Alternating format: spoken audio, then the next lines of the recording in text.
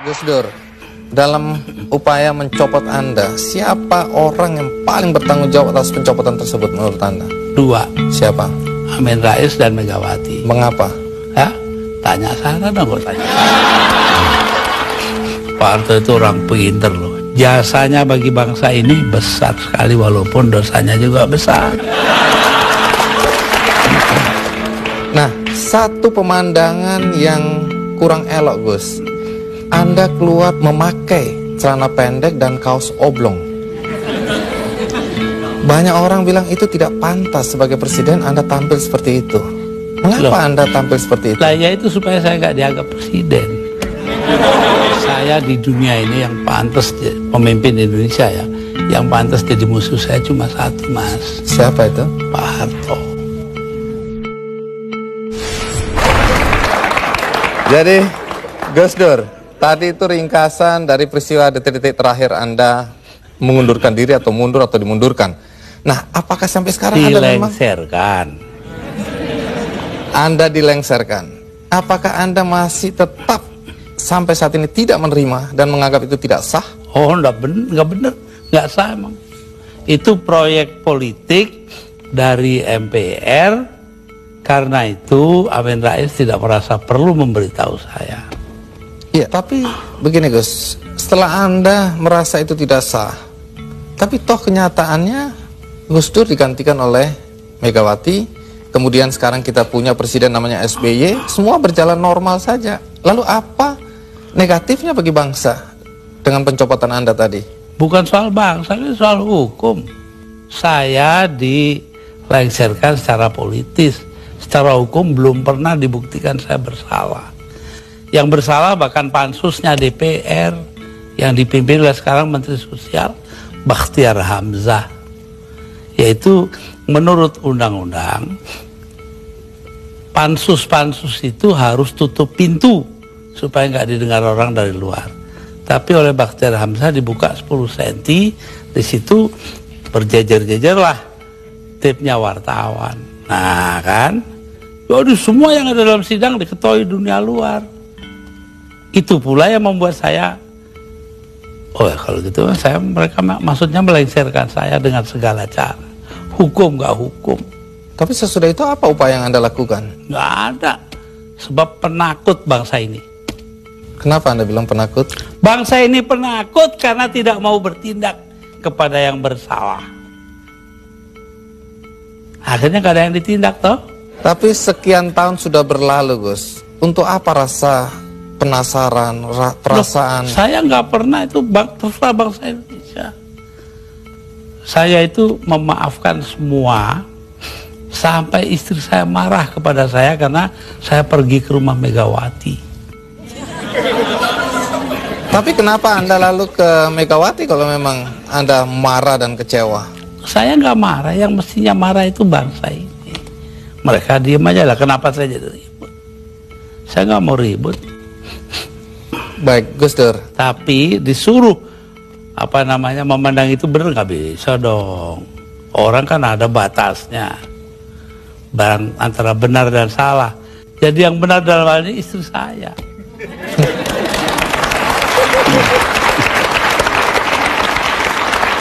Tapi kenapa Gus Dur nggak mau nurut? Tanya dia, jangan tanya saya dah. 300.000 orang Mas tanda tangan supaya saya jangan berhenti jadi presiden, tahu? Tapi saya bilang daripada bangsa ini pecah dalam pertempuran, darah mengalir karena saya, mendingan saya lengser aja deh. Nah itu. Tapi omongan ini kan dibilang omongan ngawur Gus, karena faktanya ketika Anda bilang nanti jutaan orang akan datang masuk Jakarta, orang-orang dari Jawa Timur, begitu ditunggu-tunggu nggak datang. Saya yang nahan kok.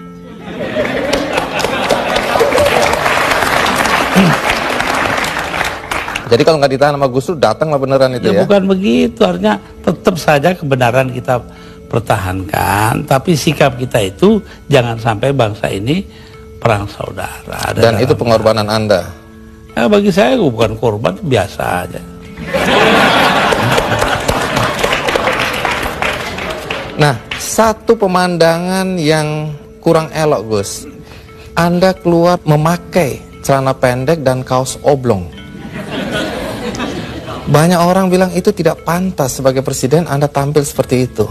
Mengapa Anda tampil seperti itu? Lah ya itu supaya saya nggak dianggap presiden. Terus manfaatnya apa dengan dianggap tidak sebagai presiden? Loh, orang dingin hatinya, nggak jadi marah. Tapi Gus Dur, dalam upaya mencopot Anda, siapa orang yang paling bertanggung jawab atas pencopotan tersebut menurut Anda? 2, Siapa? Amin Rais dan Megawati. Mengapa? Hah? Tanya sana dong, kok tanya. Nah, kalau memang Megawati dan Amin Rais dianggap orang yang paling bertanggung jawab atas pencopotan Anda, apakah Anda dendam sama mereka? Lah, ngapain dendam Mama Amin? Artinya Gus Dur sudah melupakan itu, sudah memaafkan. Maafkan, lupa sih enggak. Nah, pernahkah setelah peristiwa ini, apakah itu Megawati atau Amin Rais datang ke Anda untuk meminta maaf? Nggak ada. Mereka merasa dirinya benar, ya sudah. Besok-besok akan terbukti oleh bangsa ini sendiri kok.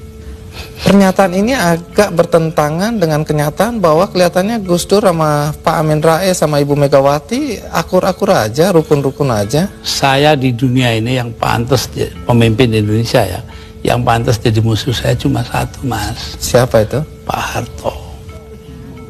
Artinya Tapi apa itu pun saya di raya masih ke sana. Masih jadi teman baik saya. Artinya apa itu? Artinya saya nggak punya musuh dong di Indonesia.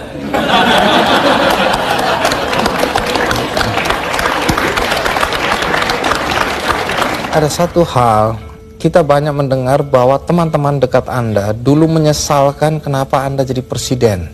Anda sebenarnya lebih layak menjadi guru bangsa, nggak usah ikut campur dalam perpolitikan yang nggak jelas itu. Saya diperintah oleh 5 orang sesepuh saya. Itu saja, kalau mereka memerintahkan apa saja masuk api, masuk api. Tanpa perlu berpikir. Tanpa perlu berpikir. Kenapa begitu? Loh, Selain sesepuh saya itu ini kan, orang pesantren disuruh nurut orang tua. itu nggak bisa ditawar itu Gus. Nggak bisa ditawar. 5 orang itu, saya nggak sebut namanya.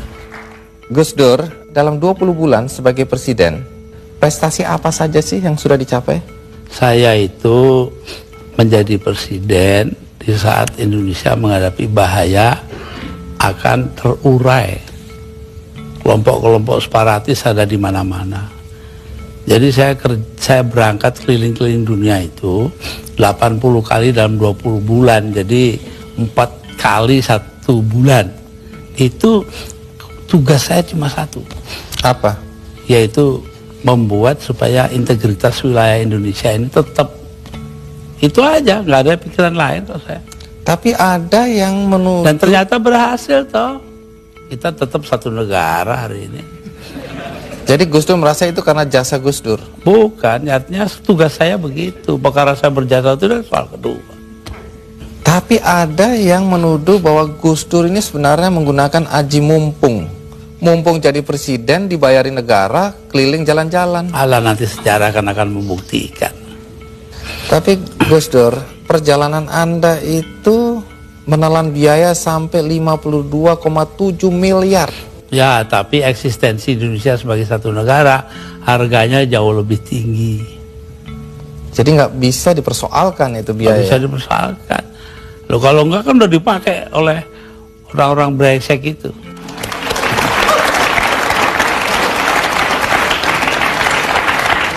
Salah satu yang masih menjadi perdebatan sampai sekarang adalah ketika Gus Dur membubarkan Departemen Sosial dan Departemen Penerangan. Kalau Departemen Sosial dulu, apa alasan persisnya? Sementara banyak orang terlantar yang harus diayomi oleh departemen itu. Persisnya itu. Karena departemen itu yang mestinya mengayomi rakyat, ternyata korupsinya gede-gedean. Sampai hari ini. Kalau membunuh tikus kan tidak perlu membakar lumbungnya. Oh memang. Kenapa Anda bakar lumbungnya? Bukan. Karena tikusnya sudah menguasai lumbung.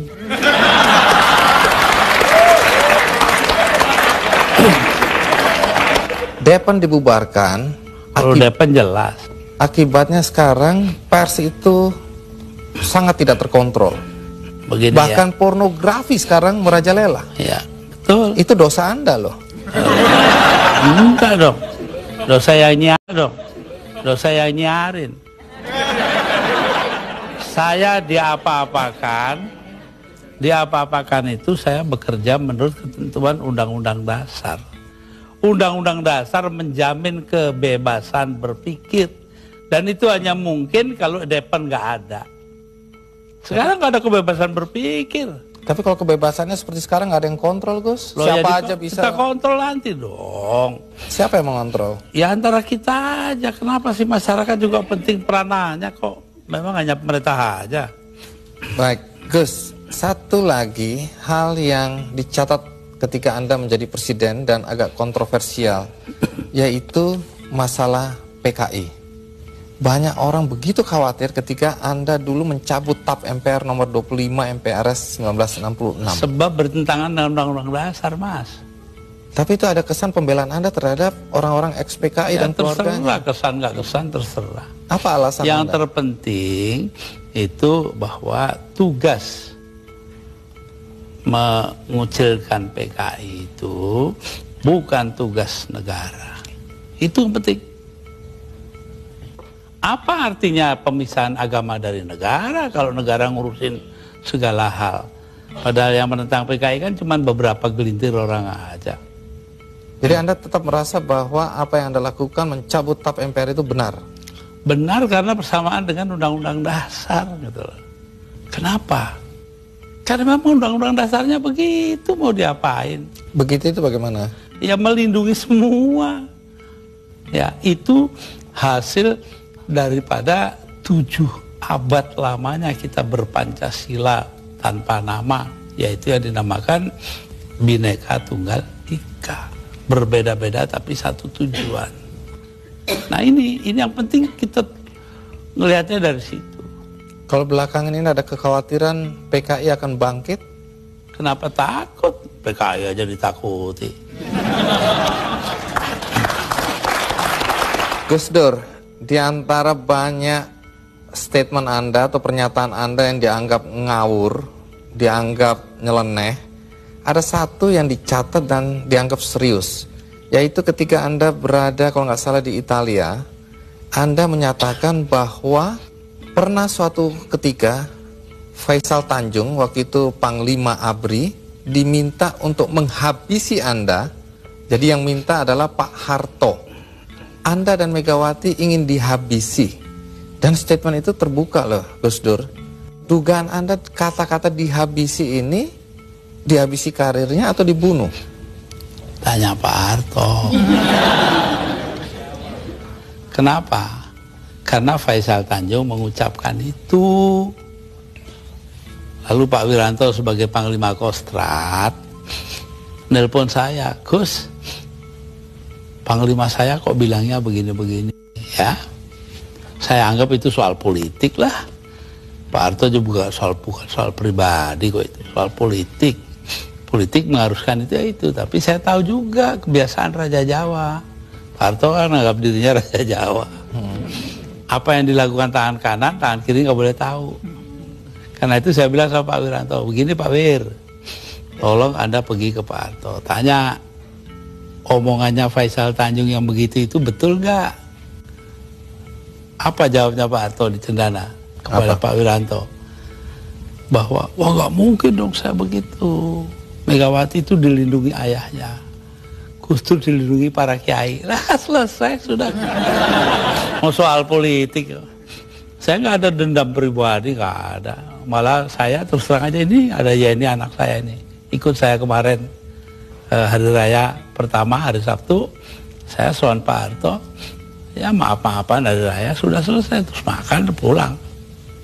Iya, tapi ini kan untuk meluruskan sejarah, jangan sampai orang salah paham mengenai ini. Pak Faisal Tanjung juga secara terbuka mengklarifikasi bahwa tidak pernah ada itu. Jadi apa yang Anda ya, kalau bilang, Pak Wiranto dong, dia mengatakan Pak Wiranto bohong.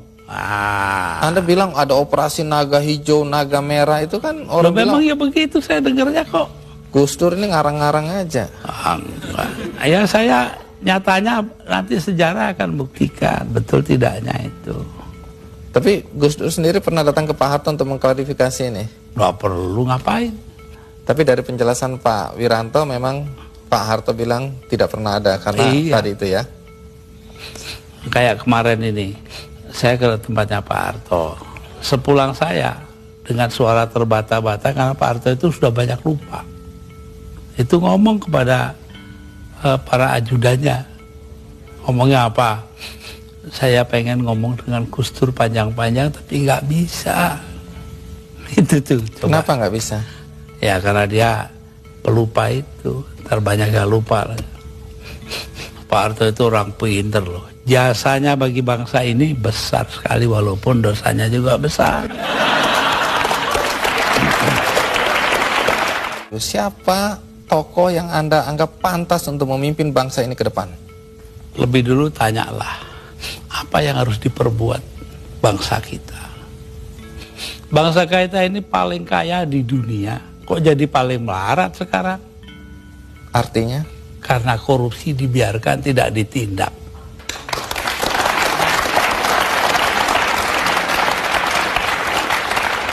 Jadi kalau harus menyebut tokoh, Gus Dur bisa nggak menyebut tokoh? Siapa kira-kira yang pantas dari yang ada? Nanti dong, rahasia perusahaan.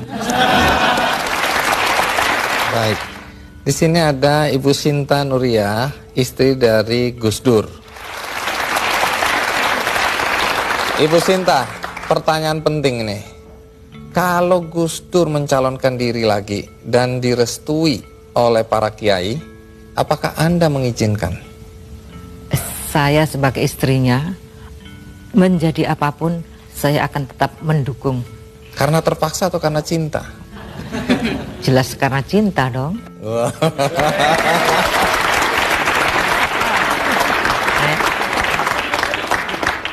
Tapi boleh tahu nggak, mana yang membuat Anda bahagia?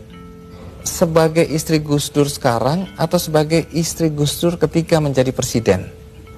Sebagai istri Gus Dur, baik sebagai presiden, sebagai orang biasa, sebagai kiai, atau sebagai apapun, saya akan tetap bahagia di sampingnya.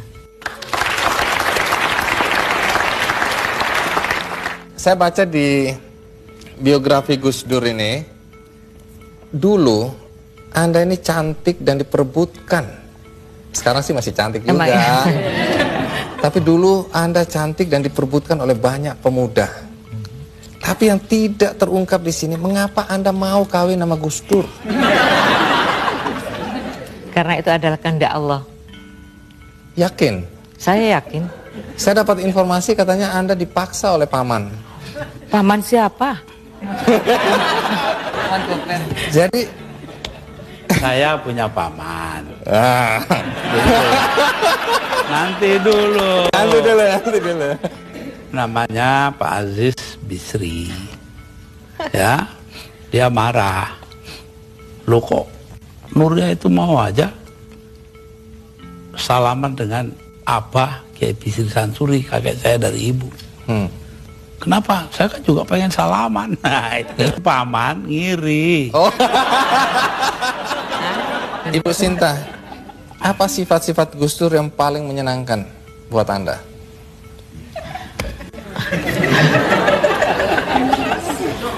Kok kayaknya susah, apa nggak ada ya?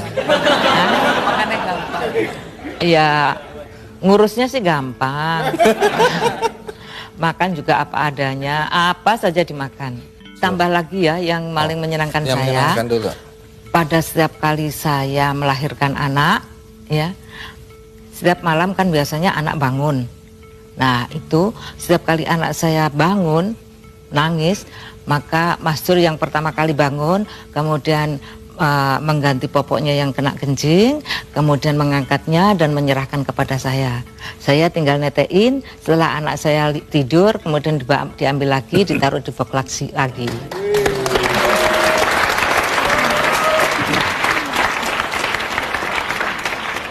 Pertanyaannya, kalau yang menjengkelkan, apa sifat-sifat Gus Dur yang menjengkelkan? Yang menjengkelkan ya kalau urusan kesehatan, susah sekali diaturnya. Sampai sekarang? Ya sampai sekarang. Nah, banyak yang tidak paham pada semua tindak atau banyak tindakan Gus Dur, langkah-langkah Gus Dur yang dibilang jurus dewa mabok gitu Gus Dur. Tapi Yeni kelihatannya bisa memahami Gus Dur. Kira-kira bagaimana kita bisa memahami seorang Gus Dur? Atau kita bisa menerima Gus Dur apa adanya, bagaimana caranya, Yan? Yang dikatakan oleh beberapa orang tadi yang diwawancara bahwa Gus Dur itu ahead of his time, sangat jauh melampaui zamannya. Jadi kalau ada seorang kiai dari Pandeglang mengatakan dengan sangat sederhana bahwa Gus Dur ini ibaratnya kepala lokomotif kereta Jepang yang sangat supersonik itu, sementara gerbongnya ini gerbong ya kereta kita sekarang gaya baru ekspres atau gaya baru malam atau apalah. Jadi terseok-seok, nggak bisa mengikuti. Tapi satu hal bahwa Gus Dur ini selalu mendasari tindakannya kepada beberapa hal yang sebetulnya sangat simpel. Keinginan beliau adalah menciptakan perdamaian dan rekonsiliasi. Jadi seperti dikatakan tadi misalnya PKI dan lain sebagainya, itu hanyalah upaya, sedikit upaya bagaimana terjadi rekonsiliasi di antara sesama anak bangsa di Indonesia ini. Itu, jadi sebetulnya tidak ada kontroversinya kalau kita bisa memahami dari gambaran besar seperti itu. Lalu soal tadi kebetulan karena saya ikut menemani pada waktu pakai celana pendek di halaman istana, itu sebetulnya adalah upaya terakhir dari Gus Dur, ya waktu menjadi presiden masih, atau hari-hari terakhirnya lah, untuk mengajari bangsa ini untuk berpikir mendahulukan substansi bukan bungkus. Nah, pada saat Gus Dur rajin mengkritik SBY waktu itu, Anda justru masuk menjadi staf ahli presiden. Ya. Apakah Gus Dur tahu atau Anda diizinkan? Sangat tahu, dan saya diizinkan. Ya. Tidak ada masalah, itu urusan dia. Tapi kan ini jadi orang bingung ini lihat, loh itu anaknya ya biar Gus Dur. bingung.